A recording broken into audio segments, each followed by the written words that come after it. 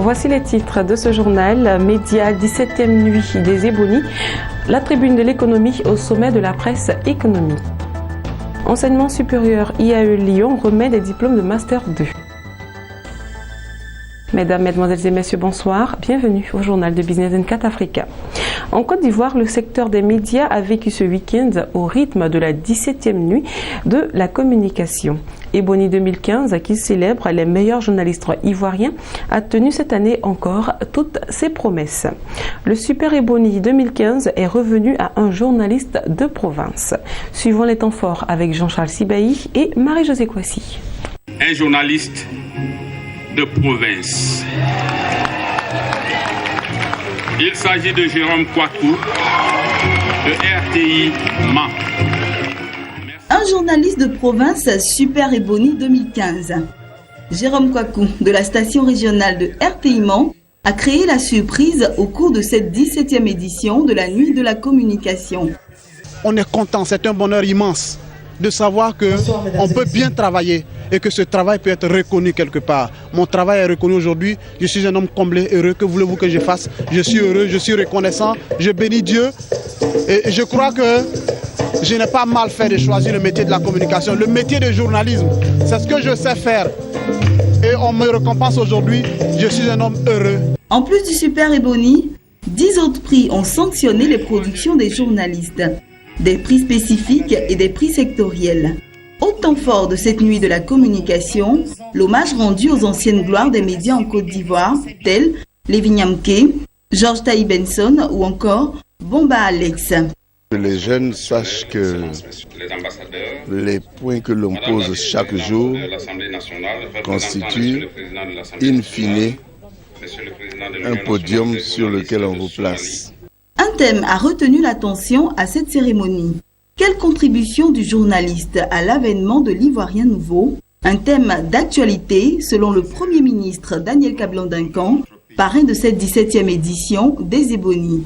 Il a dit compter sur les journalistes pour l'émergence d'un Ivoirien nouveau. Je crois aussi et surtout à la pédagogie par l'exemple. Mesdames et messieurs, comme tous les objecteurs de conscience, vous devez avant tout être des modèles en devenant des femmes et des hommes des médias nouveaux. Les journalistes comme vecteurs d'une société plus mature, la ministre de la Communication de Côte d'Ivoire, maître Afoussiata Bomba Lamine, dit en avoir eu la preuve lors des récentes élections en Côte d'Ivoire. Notre pays a organisé le 25 octobre 2015 des élections présidentielles inclusives, démocratiques, libres et apaisées. Aussi, est-ce pour moi le lieu de saluer à nouveau les animateurs de la presse nationale, en particulier, pour avoir joué un rôle prépondérant dans l'avènement du climat de paix qui a caractérisé ce scrutin présidentiel. Autre sujet, objet des conversations des journalistes de Côte d'Ivoire, la crise des journaux. À la question de savoir si la baisse des ventes est liée à la qualité des journalistes d'aujourd'hui en comparaison des anciens, le président de l'Union nationale des journalistes de Côte d'Ivoire s'inscrit en faux. Pour ceux qui pensent que la crise mondiale des journaux est due au fait que les journalistes sont à un faible niveau, ce n'est pas vrai. Avec la concurrence que nous livrent les réseaux sociaux et les nouvelles techniques de la communication, c'est pas facile. Même en Europe, partout, des grands journaux ferment. Pourquoi le journal marchait hier et ça ne marche pas aujourd'hui? Le journaliste qui écrivait hier n'est pas devenu subitement nul. C'est parce qu'il y a des facteurs nouveaux, comme en Côte d'Ivoire, le phénomène de la titrologie, qui consiste à lire gratuitement les journaux sans les payer. Toujours dans cette lancée, les journalistes saluent la nuit de la communication. La cérémonie de célébration d'excellence dénote de l'importance de leur métier. Nous avons besoin d'un journalisme professionnel. Si l'UNJCI, qui est l'Union nationale des journalistes de Côte d'Ivoire, a entrepris de célébrer l'excellence, c'est justement pour améliorer cette image de la presse en Afrique. Notons que l'invité spécial de la 17e édition des Ébonies était le journaliste somalien Omar Sharif, secrétaire général de l'Union des journalistes somaliens. La Somalie, un pays où le métier de journaliste fait face à de nombreuses menaces. Omar Sharif a donc salué les autorités ivoiriennes et qui ont su instaurer une dynamique de dialogue avec la presse nationale.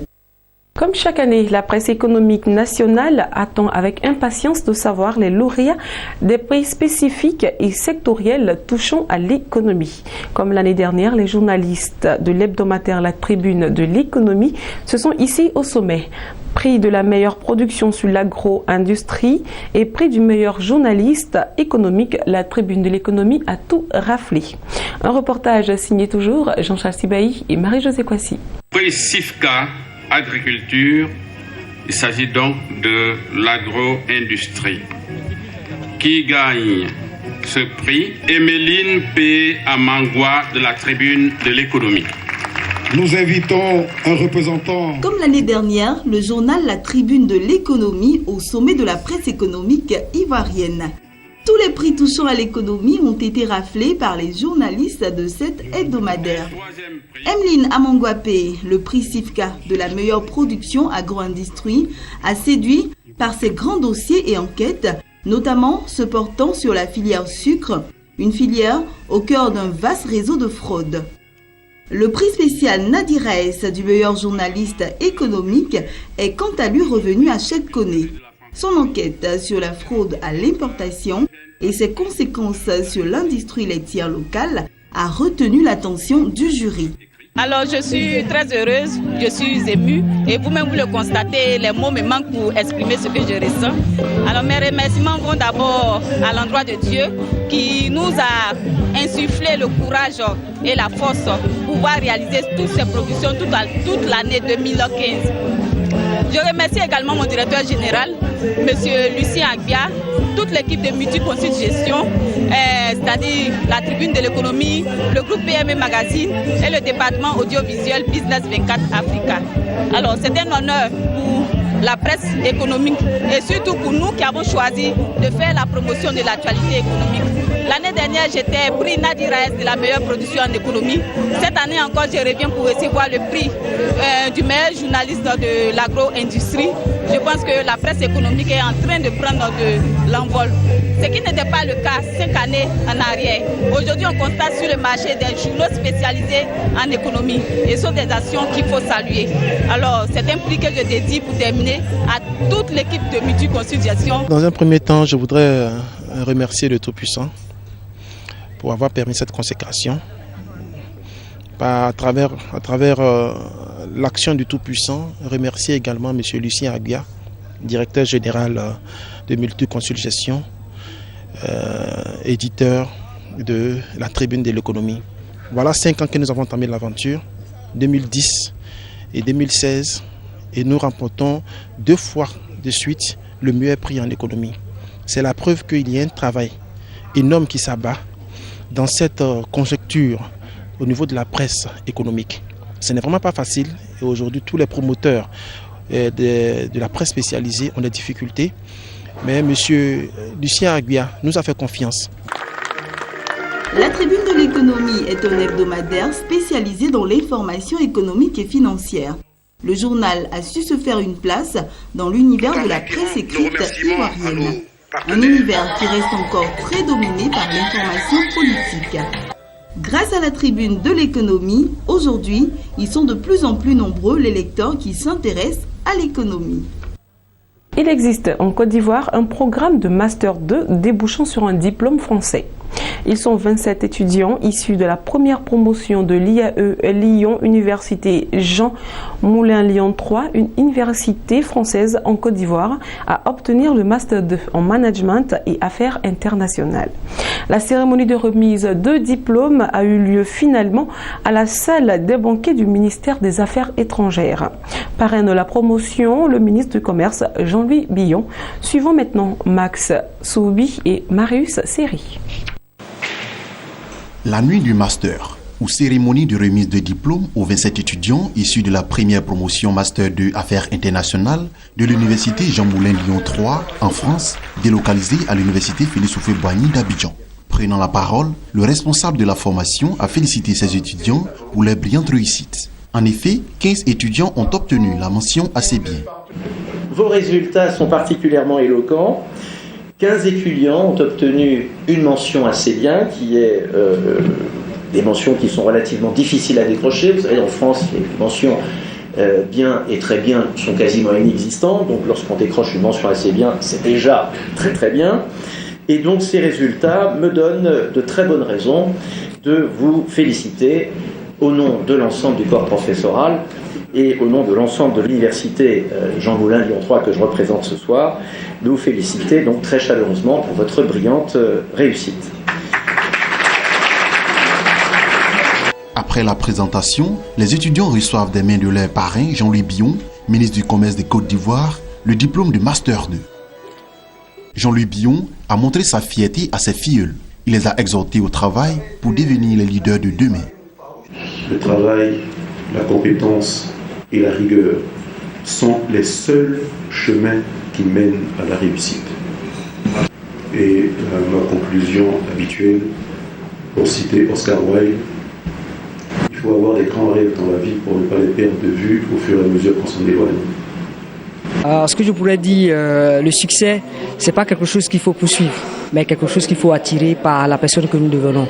En nous formant, nous nous développons et nous attirons le meilleur que nous pouvons souhaiter dans notre vie.